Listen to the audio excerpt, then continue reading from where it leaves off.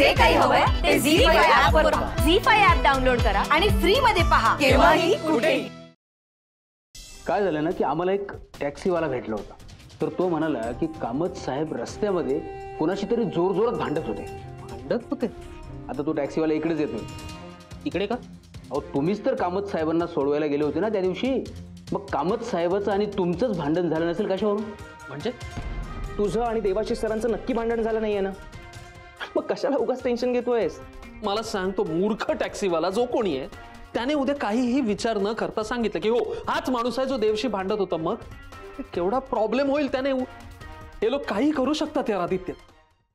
असं खरं विशेष काही नाही, जस्ट मन मोकळं करायचं होतं तुमच्याकडे. वहिनी आम्ही खूप चांगले मित्र आहोत, त्यामुळे आमच्यात जी काही भांडणं होतात ना ती अगदी लुटूपुटूची असतात. पर्सनल असं काही नसतं त्यात. त्यामुळे टोकाची भांडणं होणं शक्यच नाहीये. देखो टैक्सी वाले, उस दिन वो साहब से जब झगड़ा हुआ था तो यही आदमी था.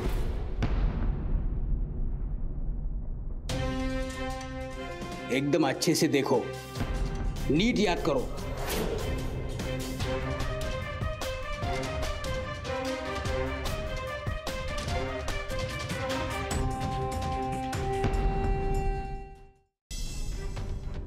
ऐक ना, एक मिनिट मला पटकन तुझा फोन दे ना जरा.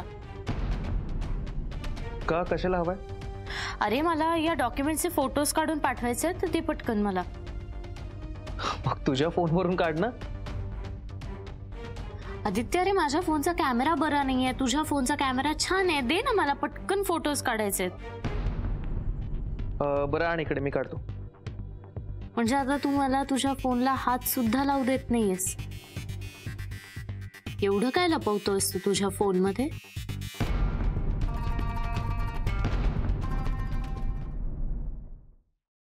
आदित्य तुला माहितीये ना माझं आणि देवचं नातं कसं आहे ते.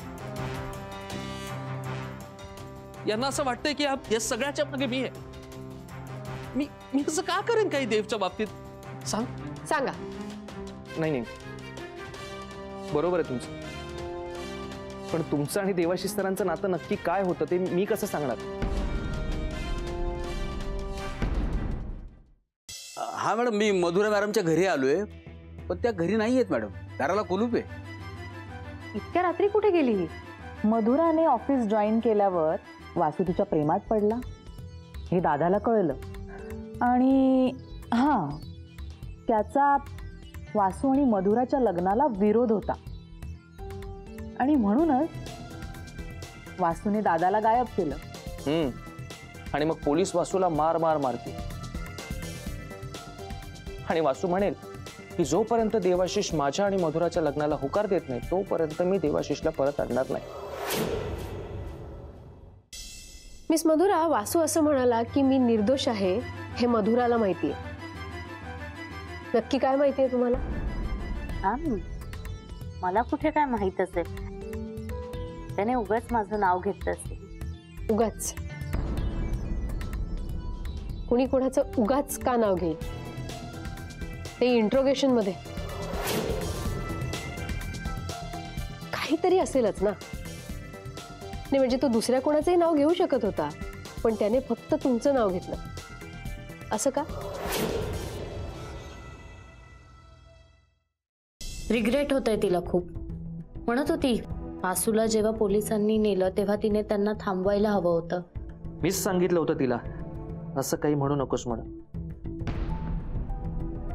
काय झालं? बँक मॅनेजरशी बोललो. मग सर देव सरांच्या सिग्नेचर शिवाय काम होऊ शकतं का? नाही, त्यांनी एक पर्याय दिलाय. तसा कोणता? काही कारणास्तव जर देवाशीष कामत सही करू शकले नाहीत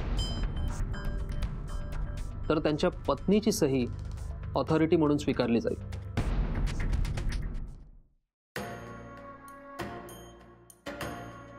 उत्तराताई कॉफी.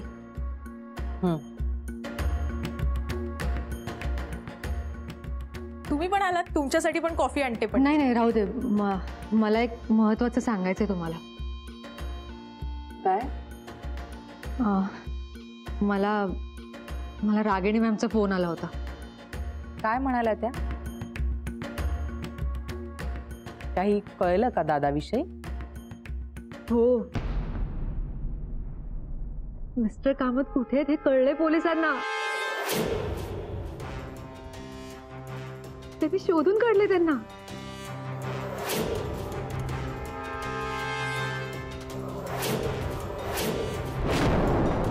हो ताई, काय सांगताय काय? ही खूप चांगली बातमी आहे. कुठे सापडले देवदादा? खूप खूप छान झालं. गुड न्यूज आहे ही तर. खरंच रागिणी मॅम आणि त्यांची टीम त्यांना आणायला गेलेत. आता हे लवकरच घरी येतील. वा, मस्त. पण असं सडनली कसं कळलं? म्हणजे कुठे सापडला दादा त्यांना? ते नाही माहित, पण हे सापडलेत हे जास्त महत्वाचं आहे, नाही का?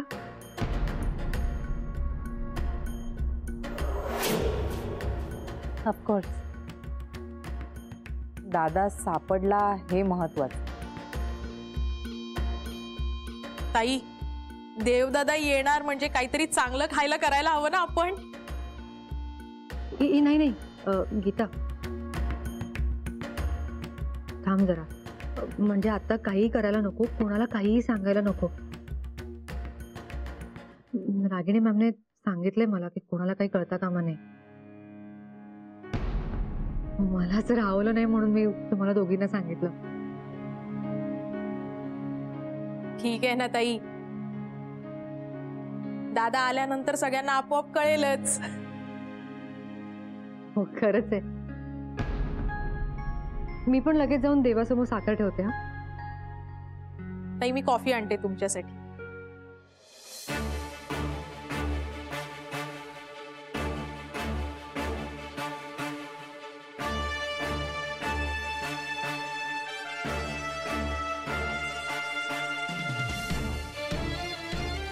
हॅलो, आपल्याला लगेच भेटायला हवं. नाही, फोनवर सांगण्यासारखं नाहीये. हो, खूप गरजेचं आहे आपलं भेटणं. हो, नेहमीच्या ठिकाणी भेटू. Okay okay, bye.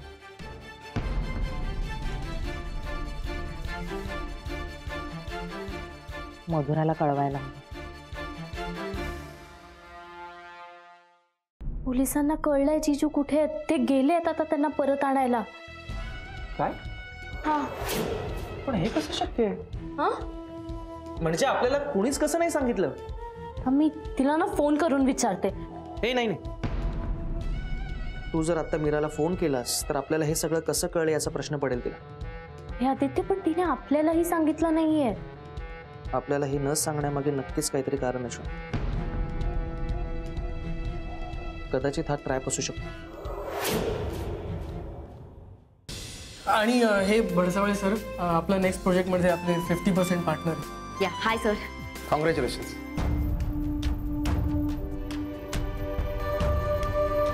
वैदे, तू या कंपनीची MD आहेस आणि तू बाळाला घेऊन फायनान्सर्सना भेटायला कशी येऊ शकतेस? ते भडसावळे जाताना मला म्हणाले देखील, तुमच्या MD मॅडमचं खूप कौतुक वाटतं मला.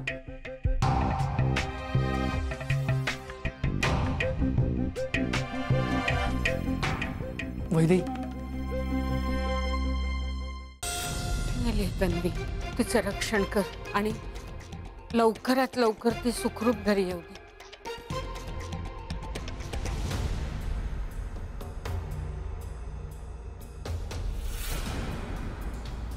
तुम्ही दोघंच आलात? तन्वी, तुम्ही बोलत का नाही आहात? राजवीर, हे सगळं तुमच्यासाठी. Wish you many many happy returns of the day. नाही, सांगा ना मला, मी करेन कन्वे मेसेज तुमचा. नाही, आज आम्ही तुमच्याकडे येतोय ना. मी सांगतो त्यांना कॉल करायला तुम्हाला. तयारीला आता? आपण बाहेर जातोय ना. हो, पण संध्याकाळी जायचं ना. आपण आत्ताच जातोय. आलेच.